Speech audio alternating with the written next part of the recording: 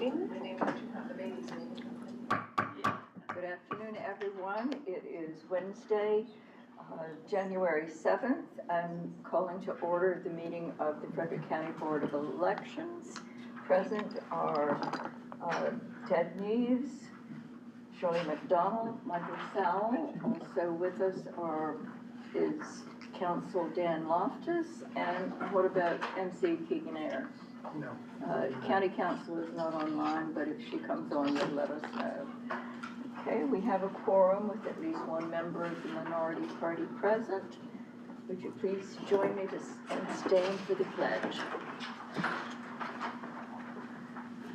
I pledge allegiance to the flag of the United States of America and to the republic for which it stands, one nation, under God, indivisible, with liberty and justice for all. Thank you. Are there any additions or changes to the agenda? One addition under new business, we have a summary of the Open Meetings Act finding. Thank you. Any additions or changes to the draft of the minutes of the December 3 meeting? May I have a motion then to approve the minutes? Make a motion to approve the minutes. Second. Motion has been made and seconded. All in favor? Aye. Aye. The minutes are adopted. County Council still not here? Okay. A Board Council report. Thank you, Madam President. I have a few updates here. The first one is the United States versus Damaris. This is the gentleman who is the head of the State Board of Elections. This was filed in the District Court of Maryland on December the 1st. And this case involves the Department of Justice filed a lawsuit against the State Board of Elections, alleging that the State Board of Elections is violating the Civil Rights Act of 1960 by refusing the Department of Justice's demand for an unredacted copy of the Maryland voter registration database. Motions to dismiss are due before the court on or before January the 30th, 2026.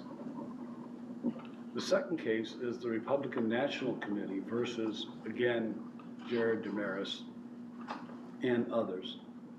The Republican Party, both the national and the state, have sued the Maryland State Board of Elections and two local board of elections for failure to accurately maintain Maryland's voter registration list under the National Voter Registration Act. They basically are saying in this lawsuit that the list is oversubscribed with ineligible voters. Motions to dismiss are due to this court again in the U.S. District Court on or before January the 30th of 2026.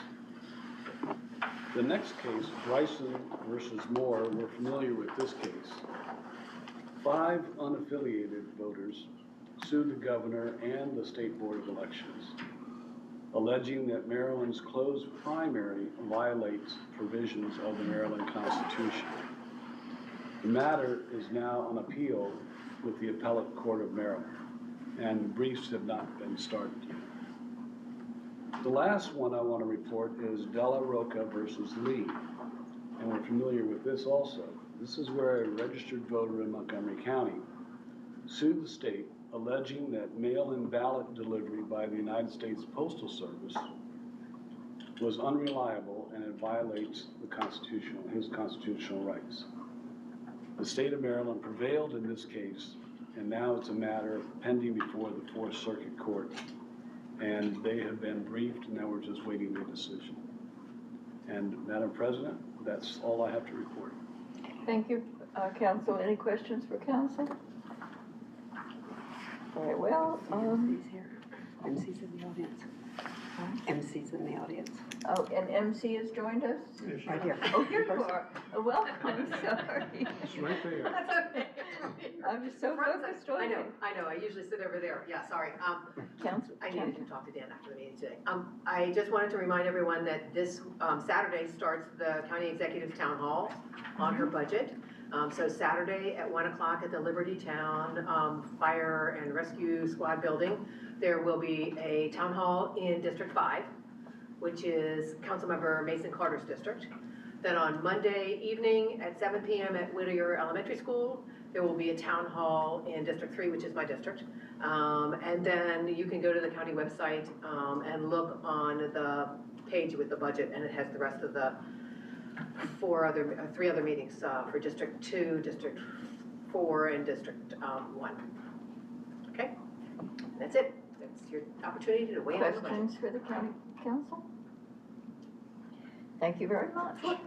And next is the election director's report. Okay, thank you. In January, we have some important meetings and announcements. On January 12th, I will be sitting in on a panel discussion at Middletown Library. That's at 1 o'clock on January 12th. On the 20th, Brunswick has a special election. On the 27th, Frederick County is going down to Frederick High School to meet with the students on the LINKS program. That's pretty popular with the kids, and we enjoy it as well. As of today, we have 206,861 active voters on the rolls. We had 975 additions, 2,439 subtractions, 296 party affiliation changes, 680 address changes with jurisdiction, and 603 records of name changes.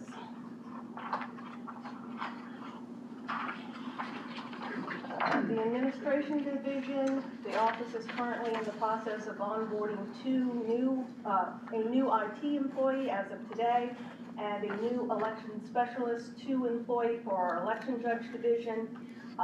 That vacancy just closed, and we are looking to get the list to start interviewing candidates.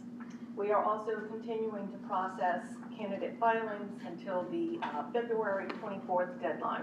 Our office will be open until 9 o'clock on that night for any candidate filings. We prefer that you call in and make an appointment with us so we know what paperwork to grab and we know that you have all the paperwork filled out correctly. This process does take an hour, but we do accept walk-ins if they want to, but it's just more efficient if we have an appointment on the books. In the voting system division, the voting system division continues the preparation for the 2026 election cycle. All the batteries have been charged and they're fully state compliant. As they continue to prepare for the election plan review, the team is also conducting ADA sites on a few of the new proposed facilities that we will be talking about later. Additionally, the voting system is scheduled to pick up the necessary supplies and equipment for the newest early voting center, which is Liberty Town Volunteer Fire Hall this year. We will be adding that 5th site. And as the 2026 gubernatorial election approaches, the scheduling of routine maintenance on equipment and conducting essential performance testing to ensure election reliability is ongoing. In the voter registration division, they have completed all of their required audits on the list maintenance, to include list maintenance, the fuzzy list, the ERIC report, and then what we do at the end of the year is we have an end of the year list maintenance where we track all day long on New Year's Eve any cancellations, anything that we can move over to an inactive status. And we had a lot of records that we kind of moved over to that inactive status. Am I correct, Dan? On that date? Yeah. So we completed that. Voter registration division attended all their committee meetings and are in compliance with all their trainings. They continue to review and update the SOPs as needed. Nothing really to report in mail-in ballot this month. They attended all their committee meetings and met with all the required mail-in ballot things that they're supposed to do per the state. But it's very quiet right now. Election judge division, the next election judge open house is scheduled for Saturday, January 24th. It's from 1 to 4, I believe. 10 to 4. Oh, 10 to 4. They distributed flyers and election judge application information to the Frederick County Public Library. They are partnering with them on outreach events. They have reached out to the Frederick County Public Schools to partner in the recruitment of students 16 and older as election judges in the upcoming election. Students wishing to participate as judges can earn money or student service learning hour credits. The fact that the primary election is in June, right after the seniors will be out of school, so that June 11th through that June 18th period of early voting, we now can have seniors and students participate in early voting. And it's a good chunk of change for the summer. They can make up to $2,300 for those 9 days that they work. So it's a good thing for them. They can go to Ocean City afterwards. They have also participated in the process. The election judge group has also participated in the process to secure radio and cable time for advertising. They will be using those ads to recruit election judges, encourage voter registration, and provide information on early voting in Frederick County. As of today, or as of January 6th, there's 486 election judge applications. Of those 486, 326 are returning judges. In the breakdown, it's about 250 Dems, 141 Republican applications, 90 unaffiliated applications, and 5 other. That's the breakdown. In the Division of GIS and Special Projects, we've hired that one additional staff person to assist with division projects. We have procured a plotter to help us create maps and assist with other special projects. The mail processing unit has been upgraded, and additional Dropbox surveillance systems have been procured, or in the procurement stage at this time. So we've added 2 additional Dropboxes in Frederick County to bring the total up to 12. So we have surveillance systems procured for those 2 additional Dropboxes. In building management, they're still reviewing all COMAR updates to elections that have been approved and adopted to ensure that they are up to date on all new regulations, and they'll continue to review COMAR and update as needed. And that ends my report. Thank you. Any questions for the director? Thank you again. You have I'm five, sorry, Ken. you have 5 listed as others under election judges. Yeah, How does other that- parties. How does So, that differentiate from unaffiliated? well, there's like the Bread and Roses Party, there's a Okay. Green Party, Libertarian, so those are others, Okay. classified as others. Got it. Thank you. Any other questions? Thank you again, Barbara. Next on the agenda is an election judge parity presentation by Erin Ferguson. Yes. Thank you.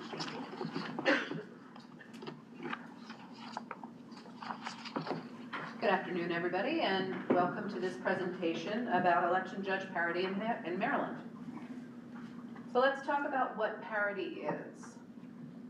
And I'll wait for you. Sorry, Dan, Brian, I got started quickly. Next slide, please. Let's talk about what parity is. It means the equitable representation of the majority party and the principal minority party among election judges at a polling place. Next slide, please. So Frederick County polling places typically have at least 10 election judges or more. Election judges must be appointed as required in 10-203 of Maryland election law. They need to include equal numbers from the majority and the principal minority party to the extent practicable. Some election judges may be unaffiliated. Some may be minors, that would be children 16 to 17 years old who serve as election judges with parental consent. Next slide, please.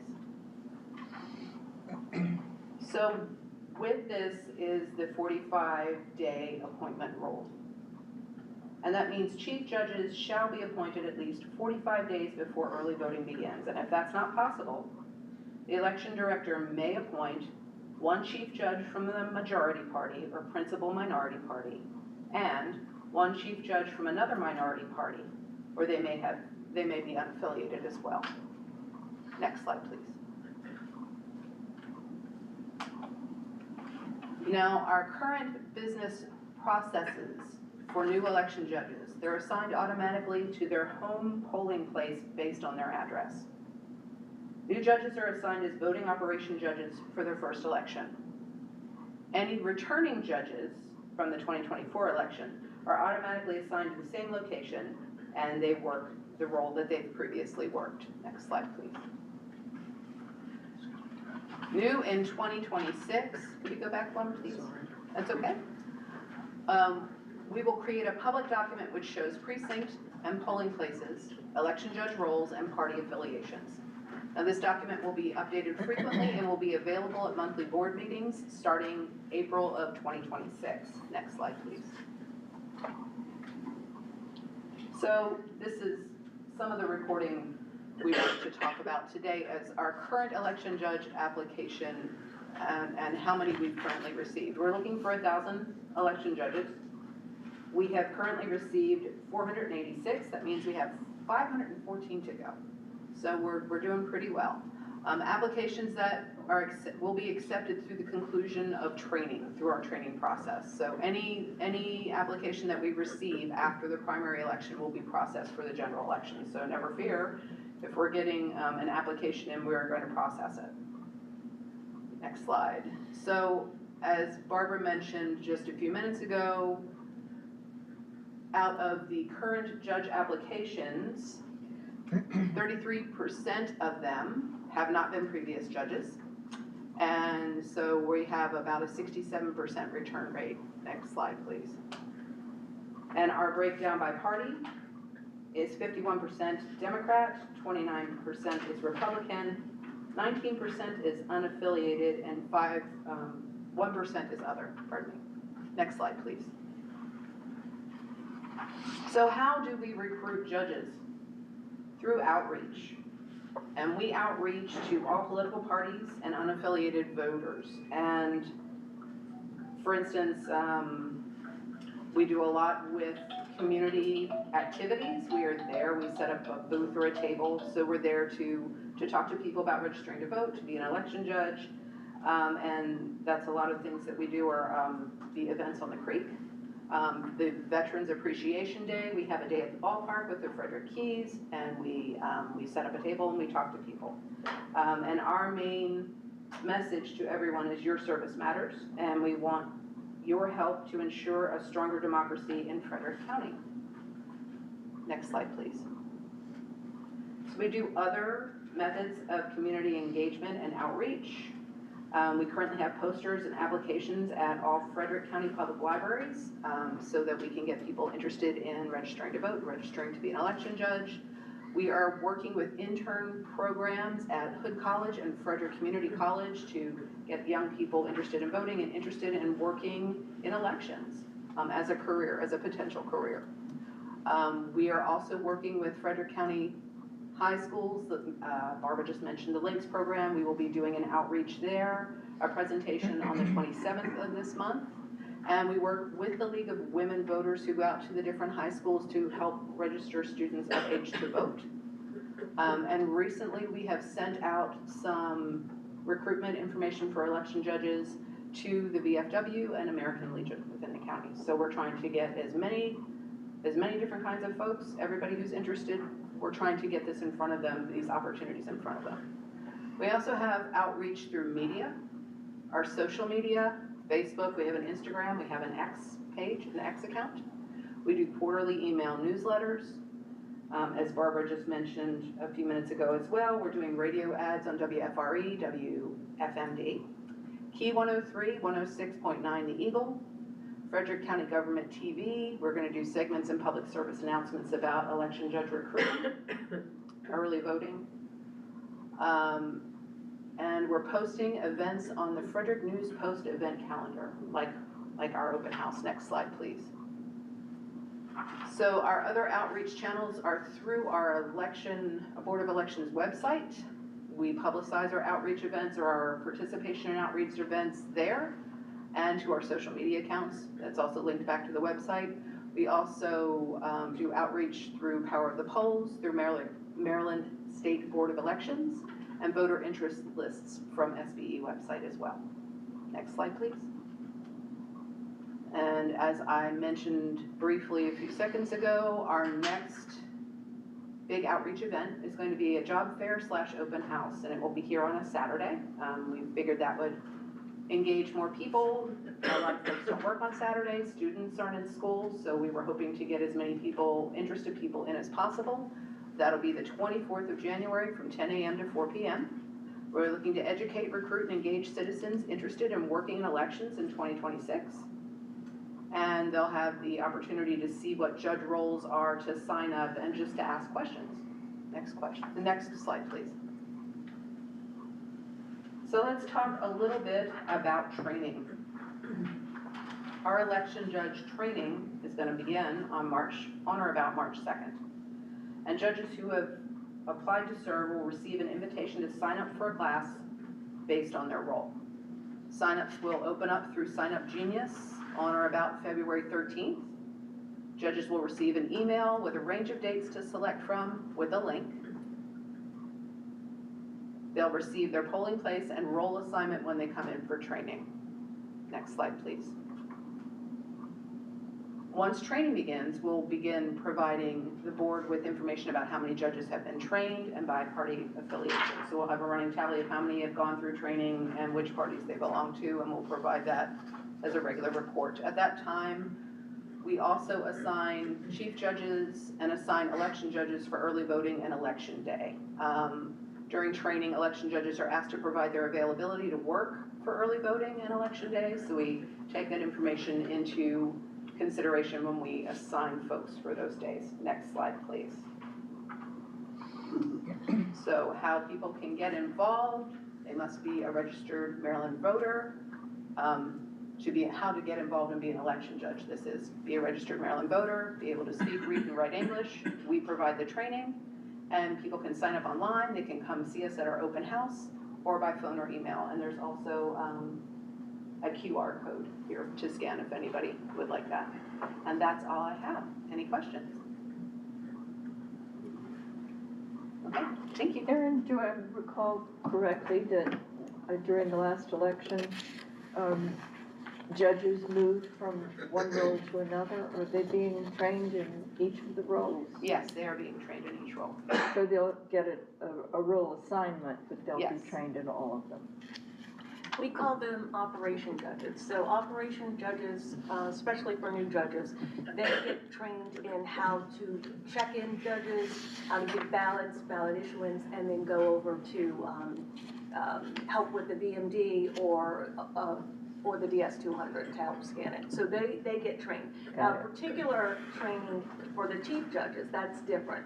Okay. So if we recognize somebody that's in an operations class that wants to be a chief and is capable of being a chief and has worked in elections before, we may say, hey, don't take this class, come on over to the chief's class and we'll put you in that. Okay, thank you. Thank you, Erin. Any Thank you. other questions for Erin? Thank you so much. Thank you. And that presentation will be online? That's how I got you. That presentation will be Yes. online? Yes, it will be. Okay, good. Thank you very much. There's no old business. In new business, we have a new employee to swear in. Would you please come forward? We actually have two, Two? yes. Oh, it's Dalen.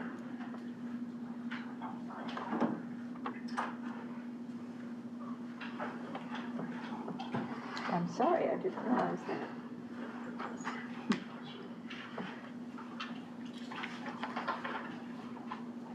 Where do we go? Just stand in Just right front of here. Both of us or one by one? Both of you, yes. Okay, when I ask you to state your name, you will state your name, and then I'll read the rest of it, and at the end, you'll say, I do. All right. Okay. I Christopher Hill. do swear or affirm that I will support the Constitution of the United States and that I will be faithful and bear true allegiance to the state of Maryland and support the Constitution and laws thereof, and that I will, to the best of my skill and judgment, diligently and faithfully, without partiality or prejudice, execute the office of Maryland election official according to the Constitution and laws of this state. Please say I do. I do. I do. Congratulations and welcome. Thank you.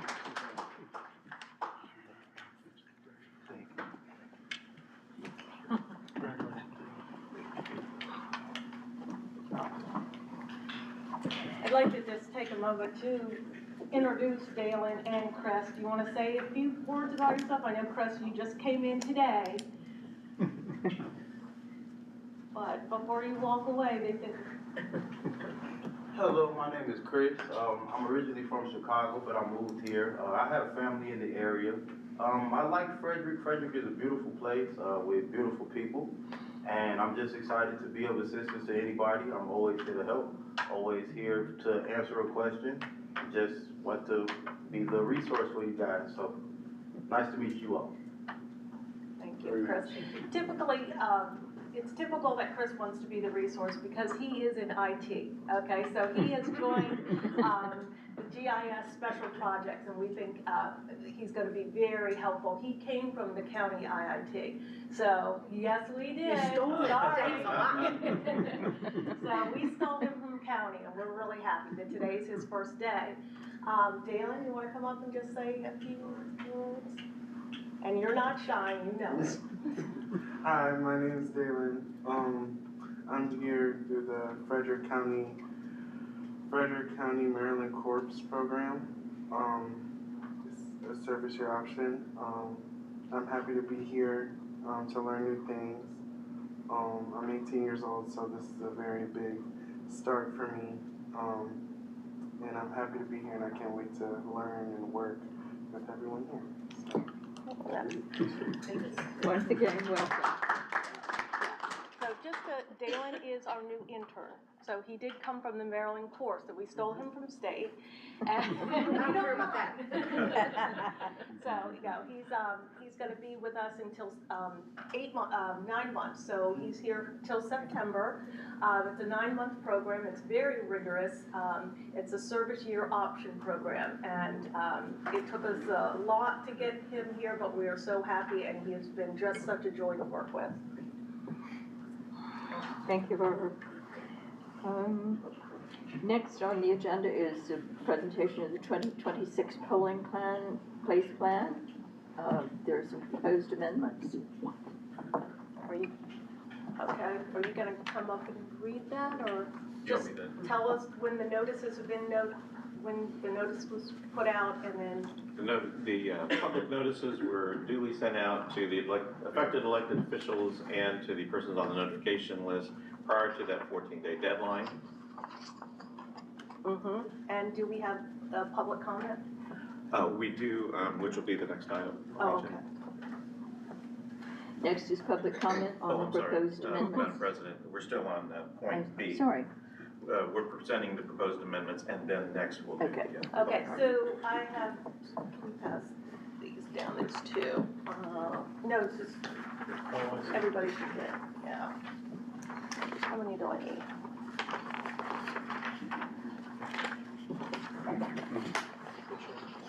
One more? I got some. All right, so the alternative polling place, there are two. This year, we lost Damascus Road Church as a polling place. So what we have had to do is we have combined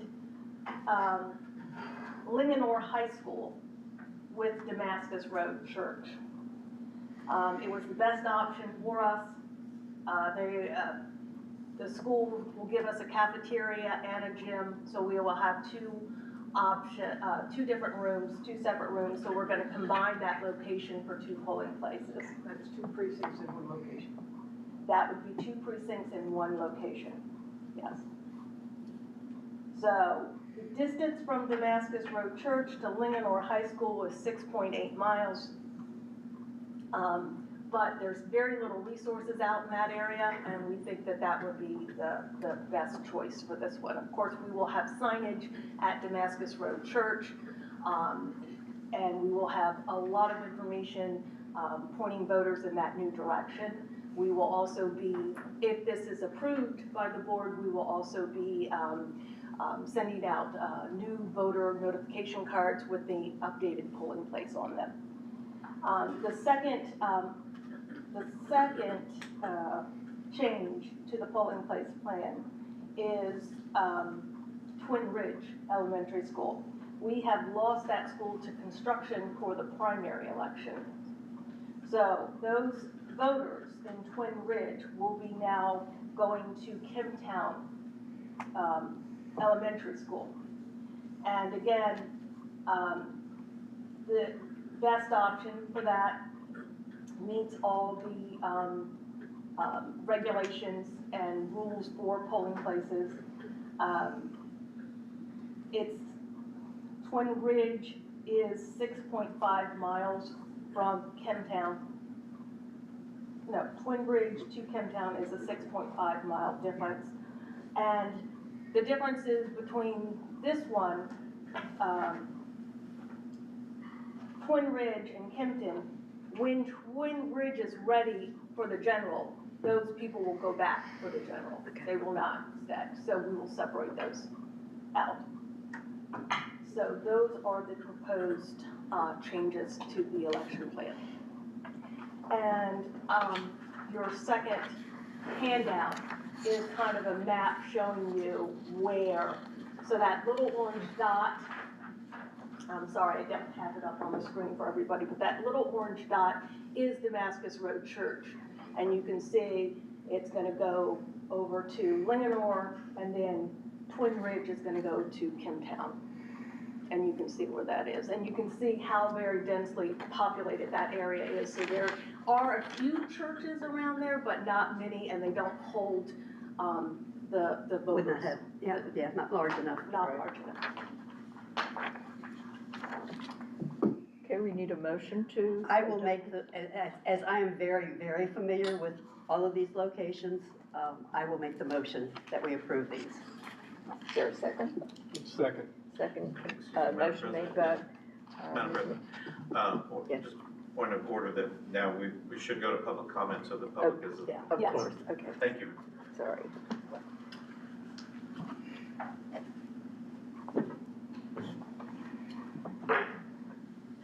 Prior to this meeting, we received one submission from the public. It was received on Monday, January 5th, 2026. Dear Election Board, if willing to read this into the record, I'd appreciate it. I understand Twin Ridge Elementary School is unavailable for the primary and possibly the general election. As mayor, I have visited Damascus Road Baptist Church when used as a polling station during numerous elections. It is very easy to drive past the entrance and not realize it is the polling station due to the terrain and nature of the entry off of Old National Pike. My request is for the board to consider substantial signage seen in both directions, alerting the public this is indeed the polling station. All Frederick residents within Mount Airy have never gone anywhere other than TRES, which is Twin Twin Ridge. Ridge. Please make Damascus Road Baptist Church extremely obvious for our roughly 2,000 voters in Mount Airy, Frederick County. Thank you, Larry, I believe it's Ushore, Mayor of Mount Airy. And again, to the mayor's point, as the director noted, Damascus Road is no longer available to us, but we will have adequate signage letting the voters know. They'll get their voter notification card, and it will be on their sample ballot mail. Does anyone else attending wish to make a public testimony or public comment on the proposed amendment? I'd like to say something. Do I need to stand up? Please, for the audience, for the online audience. I'd like to say that I don't And think it's identify yourself, please. I'm not, Kelly Foster. I'm not sure if it's a good idea to switch during the primary and the general, because what if people go where they can vote, like which would be Twin Bridge, correct? And then they're told, oh, you have to get a provisional ballot because you don't want to drive around to wherever else you need to go. I just don't like it, but that's my comment. Thank you for your comment. Would anyone else like to make any comment for the board's consideration? Please.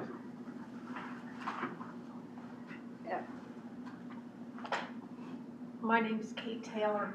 On this issue, it would seem to me that if you do switch for the one primary, it might be a good idea to keep the switch for the general, because I was involved with the city election, and so many people don't get the notices. I mean, you just have to repeat and repeat and repeat and repeat again to tell them it's not here, it's there. I don't know if the city put up notices at all the old polling locations, but it might be smart to have an actual person at the old polling location in order to redirect people, because they will not open their vote. You know, all the notices you try to send out in earnest, there's always somebody who misses it. So it just will take a lot, and get the mayor to get involved in letting his constituency know. But switching to one and then back for the general probably will compound the problem, because people will go to the other location.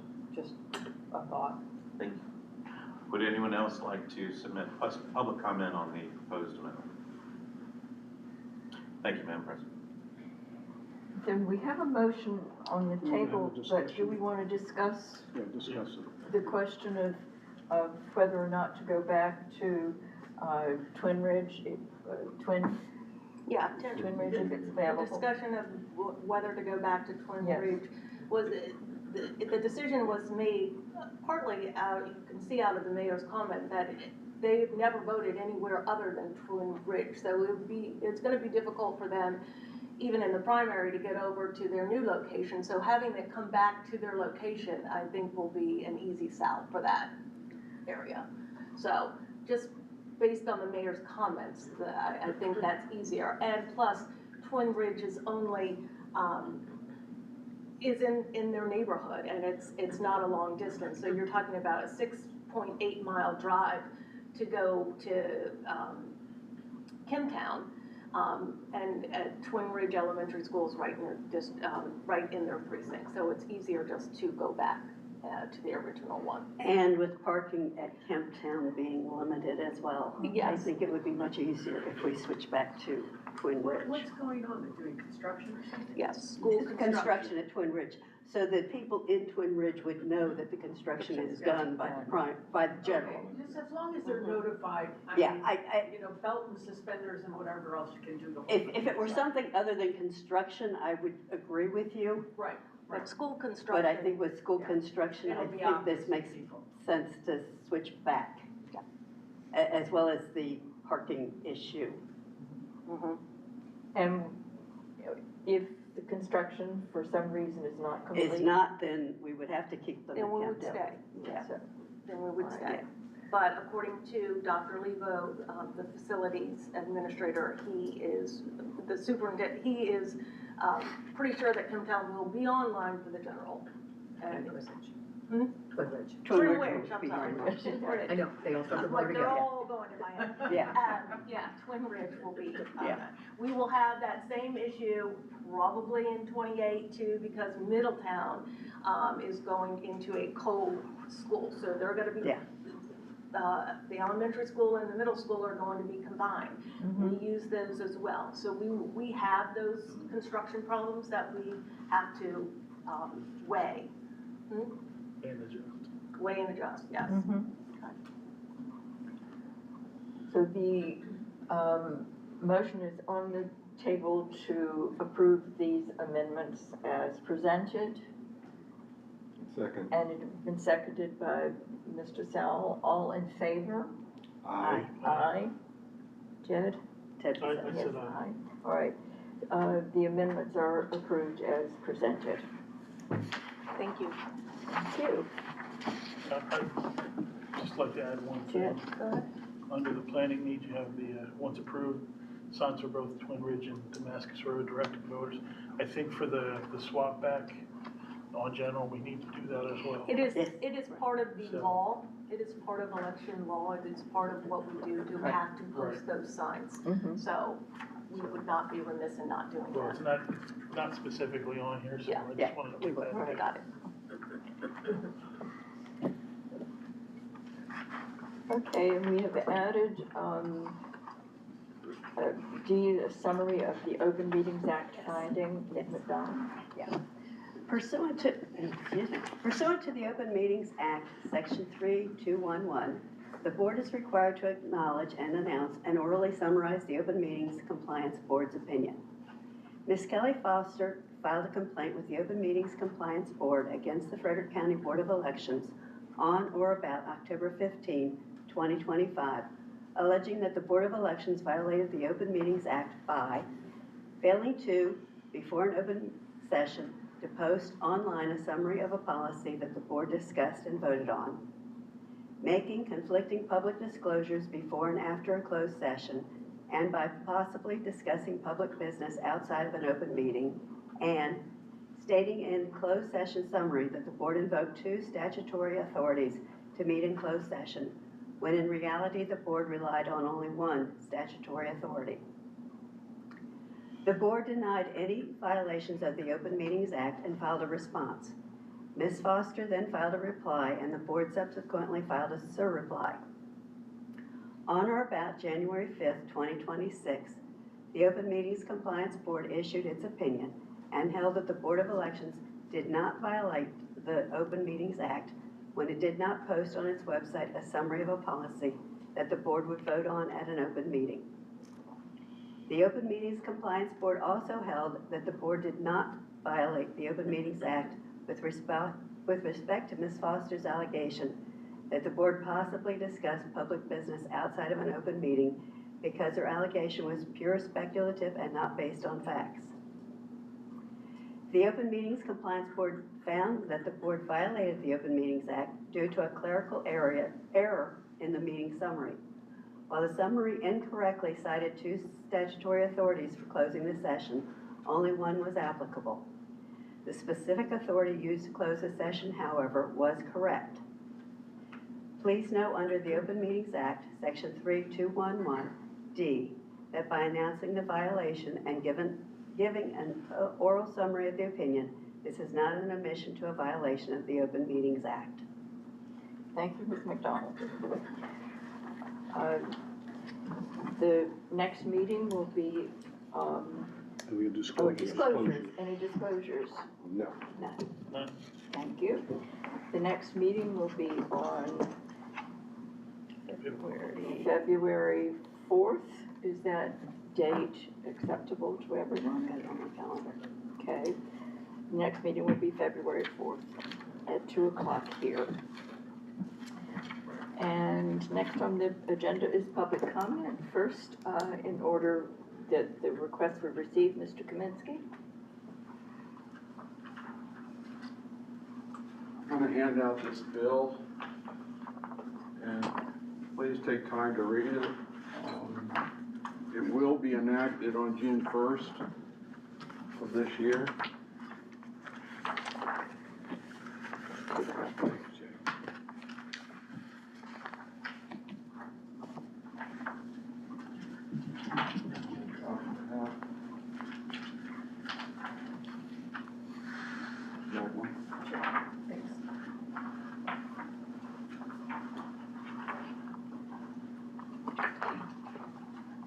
Dan alluded to this. I'm Jay Kaminsky. I live here in Frederick County. Dan alluded to this, but does everyone know that the Department of Justice sued the State Board of Election Department of Justice in July asked for a copy of the voter rolls in Maryland, as they are allowed to do. Jared Demarinis, our state board director, refused to give it to him. So now the DOJ is suing the state board for access to those rolls. Let's be clear, voter rolls are critical infrastructure, and they're protected under the guarantee clause. The federal government has the right to those voter rolls. They are the property of the federal government. Jared Demarinis needs to hand over these voter rolls, or it's going to cost you and I our tax dollars for a frivolous lawsuit. The Secure the Act bill that you have in front of us is a bill that was declared in the middle of December, and it's asking for basic requirements of valid government-issued photo ID, including ID issued under 2111 of this article, and the voter ID card or correct utility bill, bank statement, government check, paycheck, or other government ID. As you can see on page 13 of the bill, in-person voting, voter list maintenance, ballot security, and election audits, and only citizen votes. Thank you. Thank you. Ms. Foster?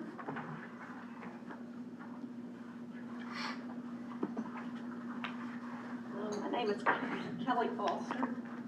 Thank you for the opportunity to make public comment today. Your board has requested additional funds to be added to their budget for legal expenses. How is it fair to Frederick County citizens if you ask for additional funds for legal expenses when those expenses could be avoided by adhering to the laws of the state of Maryland? There would be no more to defend yourselves if you simply followed election law and the Open Meetings Act. All public boards are required to have open and transparent meetings. The Open Meetings Act requires notice be given to the public within 48 hours of planning meetings. It requires that meeting minutes be posted online within a reasonable time frame. But most importantly, the public has a right to hear all deliberations when votes are taken. This is what transparency looks like. No new funding should be required. It's very simple. Frederick County's Board of Elections must follow the Open Meetings Act and save the citizens of Frederick County $8,500. Even though the Compliance Board for the Open Meetings Act gave a ruling that Frederick County did not violate the Open Meetings Act when they did not present documents to the public before taking a vote to create a new policy in July.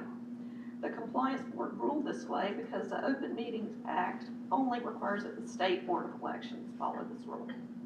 However, it should be noted that on June 1st, 2025, Governor Moore signed the Local Boards of Election Transparency Act into law. Election Law 2-208 requires that local boards make publicly available on their website each open meeting agenda, together with a summary of any finalized documents, written testimony from the public, and other materials that the local board will vote on at the open meeting. Therefore, the law was broken. Taking a vote without providing documents to the public is a violation of this election law.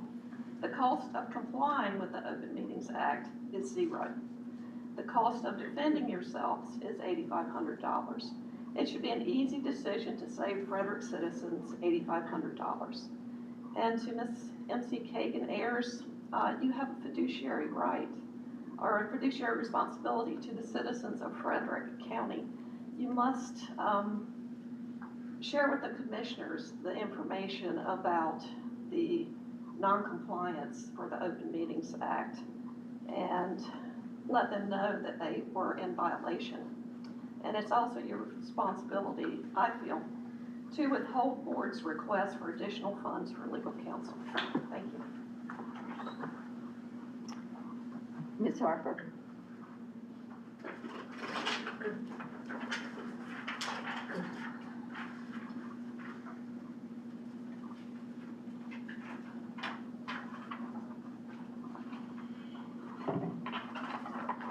Thank you for allowing me to speak today. I would also like to thank Dan Callahan for meeting with myself and Winston Mann before last month's meeting regarding Frederick County's voter roll maintenance processes. Well, we now have a better understanding of what sources are used to update our voter rolls and how data is sent, received, and processed. I've brought with me today a list of deceased and duplicate registrants, which we originally provided to the board in September of 2024. Of the 79 deceased registrants we identified at this time, it appears that since then, 8 have been removed while 71 remain, and 58 of these are listed as active. We understand that some of the sources we used to identify these deceased registrants, such as legacy.com, are not officially used by the state of Maryland for this purpose. However, obituaries for many of these registrants can also be found on local funeral home websites such as Stauffer's, Black's, etc.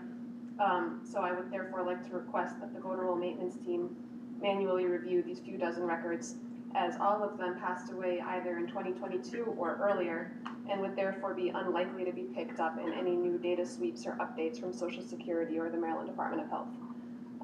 Regarding the duplicate registrants we identified 29 pairs of seemingly identical registrations. Since submission, it appears that 5 pairs have been removed, or 5 of the duplicates from those pairs. With 24 remaining, and 23 where both registrants in the pair are listed as active. Again, we request a manual review of these records, as it has been 18 months since we brought these to the board's attention initially, and it doesn't appear that any automatic checks for duplicate records have successfully picked these up yet. So I just wanted to point these out. Thank you. Jack.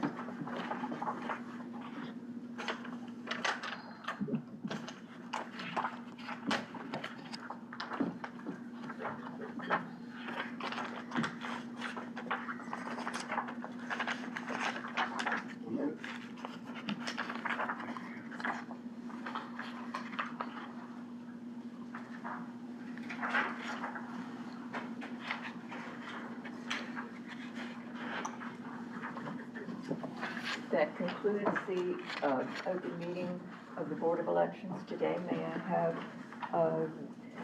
a motion to adjourn the open meeting and go into executive session in accordance with the authority granted under the Annotated Code of Maryland, General Provisions, Article Title 3, Open Meetings Act, Subtitle 3, Open Meeting Requirements. This session is covered by the following subsections under this provision: 3305B1, to discuss the appointment, employment, assignment, promotion, discipline, demotion, compensation, removal, resignation, or performance evaluation of appointees, employees, or officials over whom this public body has jurisdiction. Any other personnel matter that affects one or more specific individuals. We will also be approving the minutes of the last executive session, and we are going into this meeting in order to discuss and approve the amendment to council's contract, and it is being done in executive session because the contents of the contract are confidential. May I have a motion? So moved. That's second. Motion has been made by Mr. Deves and seconded by Mr. Sowell. All in favor? Aye. Aye. Thank you very much for attending today, and we look forward to seeing you again.